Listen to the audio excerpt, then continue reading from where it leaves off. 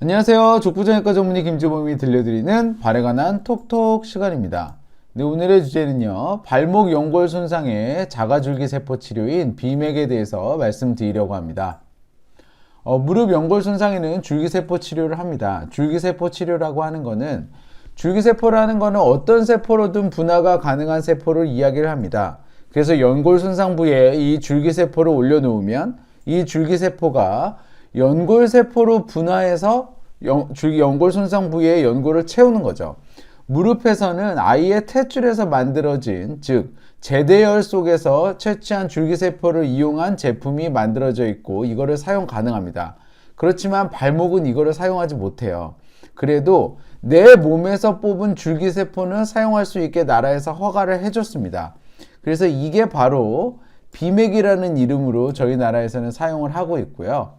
이 비맥이 뭔지에 대해서 간단히 이 그림에서 살펴보면 이 골반뼈에서 골수액을 채취를 한 다음에 이 골수액의 농축액 쪽에서 세포를 끄집어내는 겁니다. 그래서 그 세포 안에 있는 줄기세포를 이용을 해서 치료를 하는 건데요. 오늘은 여기에 대해서 좀 자세히 말씀드리겠습니다. 비맥이라고 하는 거는 Bone Marrow Aspiration Concentrate예요. 그래서 먼저 이게 어떤 뜻인지 살펴보면 본메로우는 골반뼈 안에 있는 골수를 이야기를 합니다. 아스피레이션이라는 거는 골수 안에 있는 골수액을 흡인했다는 얘기고요. 컨센트레이트는 농축을 했다는 얘기예요. 즉 골반뼈에서 뽑은 골수액을 농축해서 세포만 분리한 것을 비맥이라고 합니다.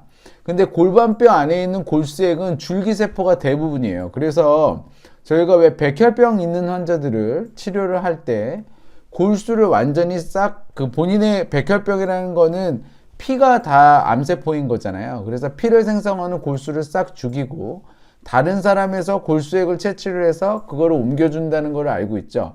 그래서 다른 사람의 골수액을 채취해서 옮겨주는 이유가 그 골수액 안에 줄기세포가 많기 때문입니다. 여기도 마찬가지예요. 그래서 내 몸 안에 골반뼈 안에 있는 골수액의 줄기세포가 많기 때문에 그 골수액을 이용을 해서 저희가 줄기세포를 채취를 하고 그 줄기세포로 연골 손상 부위를 치료를 하자라는 컨셉이 이 비맥의 컨셉입니다. 그래서 비맥을 생성하는 과정은 다음과 같아요. 그래서 골수액을 골반 부위에, 즉 장골, 즉 골반이거든요. 이 골반 부위에 주사기를 삽입을 해서 골수액을 채취합니다. 그 다음에 이 골수액을 원심분리기라고 해서 굉장히 빠르게 원형으로 돌리는 원심분리기에 넣어요. 그러면 여기서 보시는 것처럼 세포만 농축된 부위가 딱 형성이 됩니다. 그럼 이 부분만 딱 따서 주사기로 따로 분리를 하면 비맥은 완성이 됩니다. 그럼 이 비맥은 결국에는 골수액 안에 있는 줄기세포가 농축된 액체입니다. 근데 연골 손상 부위에 이 액체 부위가 집중이 돼 있어야 되는데 액체다 보니까 연골 손상 부위에 그냥 뿌려놓으면 이게 다 흩뿌려지잖아요. 그렇게 되면은 세포가 연골 손상된 부위에만 집중될 수가 없습니다. 그래서 이거를 집중돼서 놓기 위해서 콜라겐 기질이라는 거를 만들었어요. 세포는 대부분이 다 콜라겐으로 이루어져 있습니다. 그래서 이 콜라겐에 비맥에서 채취한 줄기세포를 적시는 거죠.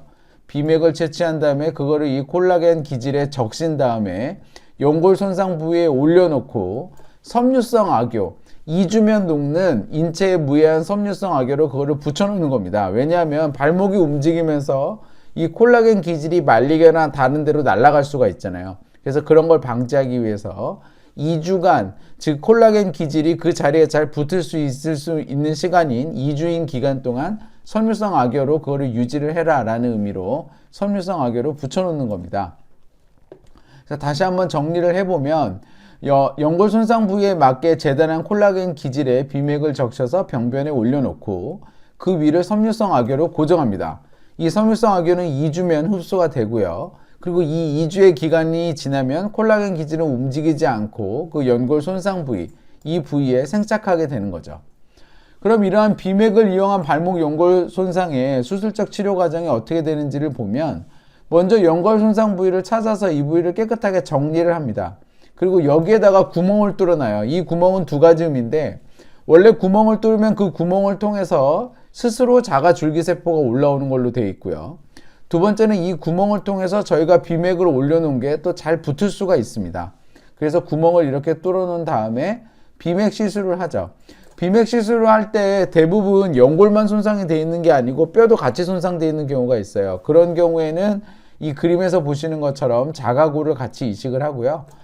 파인 부위가 없으면 그냥 비맥만 합니다. 그래서 비맥을 뽑아놓은 부위에 콜라겐 기질, 그러니까 콜라겐 기질의 적신, 그러니까 비맥을 적신 콜라겐 기질을 그 파인 부위에 얹어 놓고 그 위를 이제 섬유성 악교로 고정해 놓은 상태예요. 그럼 이런 비맥 수술을 하기 위해서는 절개를 하냐 관절경으로 할 수 있냐, 두 가지 다 가능합니다. 근데 아까 제가 파인 부위가 있으면 고리식을 해야 된다고 그랬잖아요. 그래서 그 고리식을 하는 경우에는 어쩔 수 없이 절개를 하고요. 이렇게 대부분 짠 다음에 절개 부위를 통해서 보면서 하고, 고리식이 필요 없는 경우에는 관절경으로 합니다. 관절경은 구멍을 뚫어서 이렇게 연골 손상 부위를 확인을 하고 기구를 이용을 해서 비맥을 적신 콜라겐 기질을 연골 손상 부위에다가 발라놓고 그 위에 섬유성 악교를 뿌리고 나옵니다. 비맥은 단순 미세천공 수술, 그래서 여기에 구멍만 뚫어 놓는 것보다는, 그 구멍만 뚫어서 생성되는 연골보다는 비맥을 한 연골이 더 연골의 질이 좋고 오래 유지되는 걸로 밝혀져 있습니다. 그래서 어떤 저자들은 아무리 작은 연골 손상이라도 다 비맥을 하자 이렇게 주장을 하는 사람도 있어요. 그렇지만 우리나라에서는 이거를 제도적으로 제한하고 있습니다. 15세에서 50세 사이의 환자에서 연골 손상의 크기가 2제곱센치 이상이 되는 환자에서만 비맥을 할 수 있게 해놨어요. 그래서 결과가 좋은 거는 모두가 다 알고 있지만 우리나라에서 이런 제도적인 제한 때문에 일정 부분의 환자에서만, 그러니까 아주 일부의 환자에서만 지금 적용할 수 있는 게 사실입니다. 자, 정리해 보겠습니다. 비맥이라는 거는 골수액을 채취해서 줄기세포만 따로 분리한 농축액을 이야기를 하고요. 이 비맥 시술은 비맥을 콜라겐 기질에 적신 다음에 연골 손상 부위에 놓고 섬유성 악교로 덮으면 끝납니다. 비맥의 시술 방법은 먼저 연골 손상 부위를 찾아서 그 부위를 정리를 하고 아주 작은 구멍을 뚫어놓는 미세천공 수술을 한 다음에 비맥을 적신 콜라겐 기질을 손상 부위에 올려놓고 악교로 고정하면 끝납니다. 이때 고리식을 하게 되는 경우에는 절개를 하고요. 고리식이 필요 없는 경우에는 대부분 관절경으로 수술이 가능합니다. 저희가 연골 손상이라고 하면은 잘 치료가 안 된다라고 알고 있는데요. 이러한 줄기세포 치료로 어느 정도 이제 원래 상태의 연골을 재생하는 것이 가능해졌습니다. 그래서 발목의 연골 손상에서도 적극적으로 비맥을 받으셔서 건강한 발걸음 회복하시길 소망합니다. 건강한 발걸음 행복한 100세 인생 발에 관한 톡톡이 함께합니다. 네, 저는 서울대학교 의과대학을 졸업을 했고요. 다수의 TV 프로그램에서 저의 생각을 말씀드린 바 있습니다. 이 동영상은 제가 환자분들에게 저의 생각과 지식을 알려드리기 위해서 직접 제작했고요. 네이버 족보 김주범 블로그에 오시면 더 많은 정보와 질문이 가능합니다. 경청해 주셔서 감사합니다.